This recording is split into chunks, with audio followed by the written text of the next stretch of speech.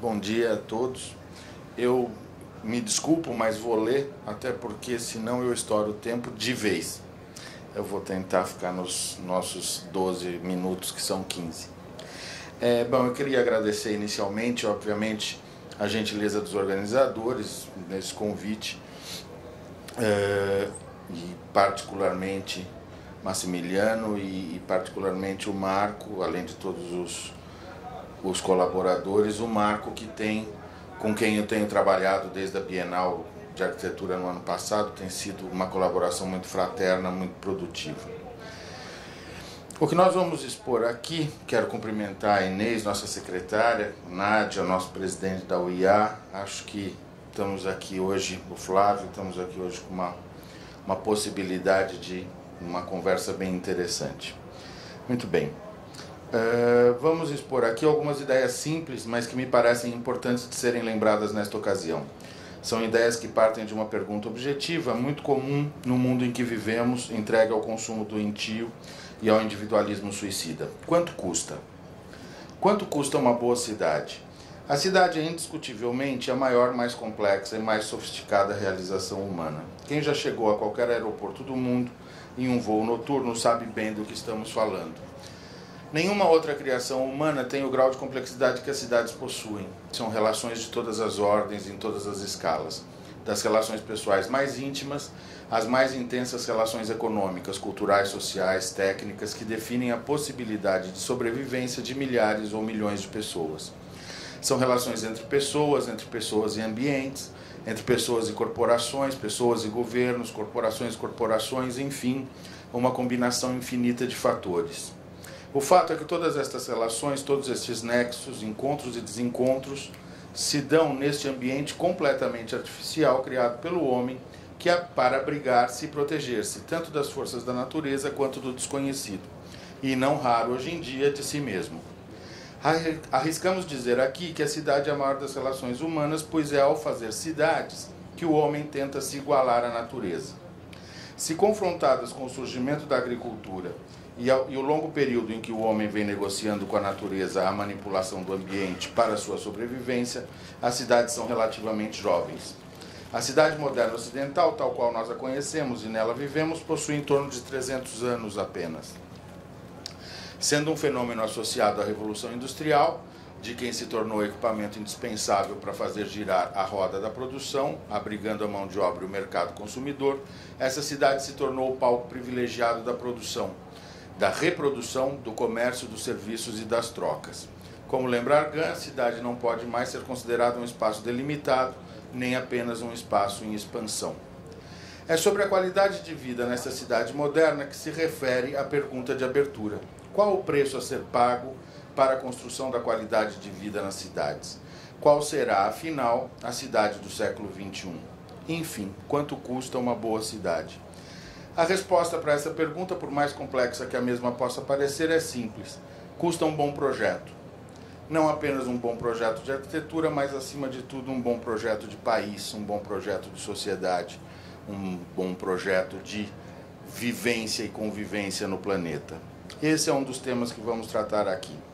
A importância de bons projetos para que se possa construir a qualidade de vida coletiva e individual desejada por todos que se dispõem a morar nas cidades, particularmente em metrópoles pós-industriais como Rio de Janeiro, São Paulo, Nova York, México ou nas modernas Roma, Milão ou Nápoles, nascidas ou crescidas de contradições e alimentadas por dicotomias. Projetar é a vontade de sobreviver, é a necessidade de nos provermos das mais elementares estruturas que possibilitem afrontar a hostilidade repressiva da indigência. Nesse trecho contundente de sua obra Ambiente Humano e Ideologia, Tomás Maldonado aponta claramente a importância do projeto na organização do viver humano. Projeto, ferramenta privilegiada da humanidade no trato com o ambiente e na organização do seu viver. Afinal, é nossa capacidade de projetar que nos diferencia dos demais habitantes do planeta e foi utilizando-a que o homem conseguiu, fraco como é, sobreviver e evoluir num ambiente quase sempre inóspito. Pensar, antever, especular, testar, experimentar, responder, resolver, imaginar, abstrair, sonhar. Todas essas ações, exclusivamente humanas, estão associadas à nossa capacidade de projetar. Por isso é tão simples a resposta. Foi projetando que chegamos até aqui, será obrigatoriamente projetando que continuaremos a evoluir. Por isso a resposta é: uma boa cidade se faz com um bom projeto. A cidade é resultado, por definição, de ação humana e coletiva. E não se faz aleatoriamente, como resultado de ações individuais independentes e desarticuladas entre si, ou, o que é mais grave, descompromissadas com seus resultados e seus efeitos sobre ela própria. Ainda que seja cômodo acreditar num mecanismo de autoindulgência perverso e perigoso, que o crescimento das cidades obedeça a mecanismos autônomos invisíveis ou incontroláveis. Nesta linha autoindulgente existe uma crença, uma lenda urbana, repetida à exaustão, de que as cidades, sobretudo as grandes, cresceram desordenadamente. Se queremos ter cidades ditas sustentáveis, onde se pretenda construir qualidade de vida com parceria e respeito com a natureza, é preciso nos desvencilharmos dessa ideia rápida e definitivamente. As cidades não cresceram desordenadamente. As cidades industriais e mesmo a cidade pós-industrial foram meticulosamente planejadas e atendem rigorosamente ao plano a que se destinam. São cidades que vêm atendendo com rara eficiência os propósitos e objetivos que se lhe impuseram. Afinal, poderíamos considerar todo o esforço coletivo e toda a energia mobilizada para a construção de nossas cidades frutos do acaso? Seria fruto de ação impensada ou, na melhor das hipóteses, voluntaristas dos administradores de cada época? Ou seriam frutos de um modelo de cidade que atendesse claramente aos interesses hegemônicos vigentes? Além das evidências acima, para entender que a cidade foi sempre planejada, basta olharmos as legislações sobre ela incidentes e que balizam sua construção, mesmo a informal. Aliás, a simples existência dessa legislação é, em si, mais uma evidência de que a cidade é fruto de ação planejada. Particularmente no século XX, a cidade passa a ser peça-chave do modelo de desenvolvimento econômico baseado, sobretudo no Brasil, no binômio construção civil e indústria automobilística, que se torna definitivamente hegemônico a partir de sua segunda metade no pós-guerra. No caso brasileiro, isso ainda fica mais claro quando observamos que nossa cidade rodoviária, hoje uma verdadeira cidade autódromo, se dá a partir da década de 60 como consequência da implantação da indústria automobilística como elemento catalisador do desenvolvimento industrial. Se de um lado, como dissemos, a cidade atendeu com eficiência os propósitos a que foi destinada no processo de planejamento, esse próprio processo trouxe consigo também, inexoravelmente, como nos ensina Milton Santos, suas contradições, seus paradoxos, suas dicotomias e seus conflitos. É sabido que a toda concentração de riqueza corresponde uma proporcional concentração de pobreza, e que esta gera demandas que se tornam, num ambiente concentrador, impossíveis de serem atendidas, seja por mecanismos públicos ou privados, redundando numa crise que coloca o próprio sistema em colapso. Este é o colapso que vivemos nesse momento nas cidades, nas metrópoles. É o colapso de um sistema e de seu modelo que serviu aos propósitos do século XX, mas que claramente não se presta ao século XXI. No entanto, se olhado de uma maneira descontextualizada, o modelo de urbanização dispersa, tão presente ao longo do século XX, nos faz realmente crer numa cidade que cresceu sem planejamento, ao Deus dará, seguindo impulsos e forças aleatórias, desejos independentes, renitentes, sem rumo e sem destino.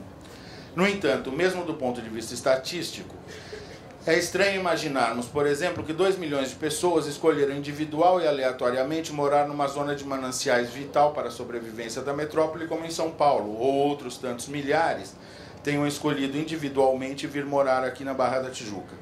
Ou mesmo outros tantos milhões espalhados pelo mundo tenham escolhido viver em áreas de risco por puro sentimento de aventura ou mesmo teimosia. Hoje podemos perceber o quão inexoráveis do ponto de vista da cidade planejada foram este modelo de crescimento e esta ocupação do solo que tantos nos preocupam e nos custam tão caro, social e economicamente.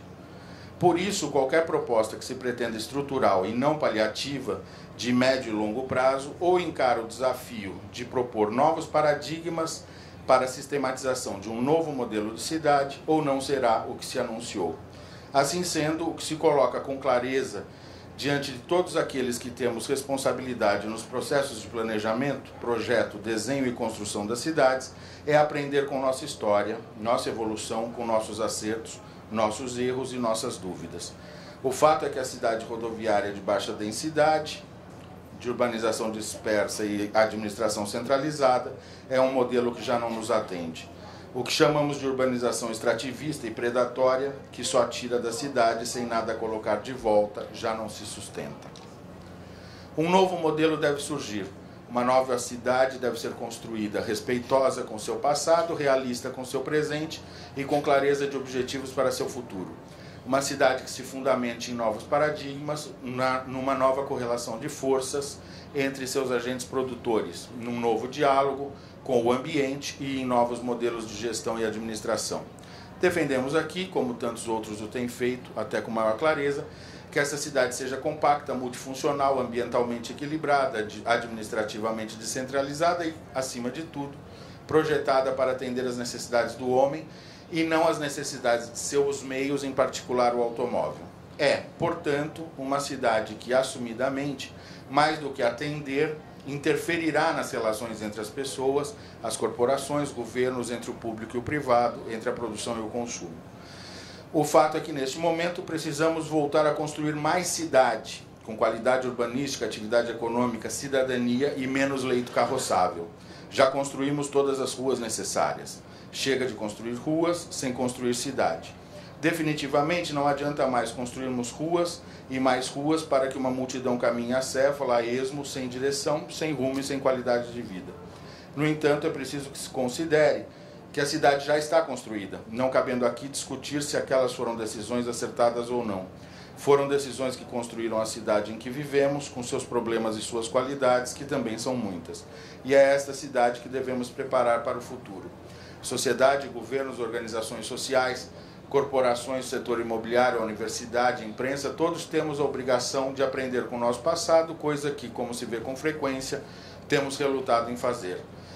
Precisamos passar a construir cidades onde se diminua o número de viagens, se valorize os espaços públicos e coletivos e onde a rede de serviços seja sempre voltada para a inclusão e esteja baseada nos equipamentos voltados à educação.